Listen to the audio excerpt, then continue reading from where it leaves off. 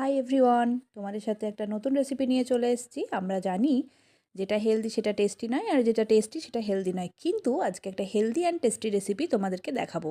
এটা ডিনারের জন্য খুব ভালো, স্পেশালি যারা আমরা ডায়েট করি তাদের জন্য অনবদ্য।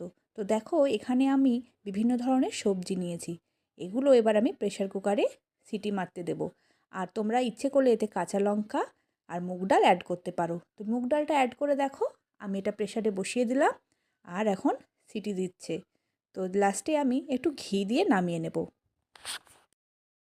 3টে সিটি দেওয়ার পর এখন প্রেশার খুলে আমি পরিমাণ মতো একটু লবণ অ্যাড করে দিলাম।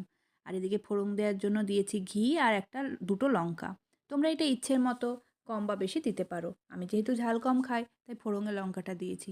এবার লঙ্কার ফোড়নটা আমি আমার ওই স্যুপের মধ্যে দিয়ে দিলাম। এটাকে স্যুপ হিসেবেও খেতে পারো, আবার ঘন করেও তোমরা খেতে পারো।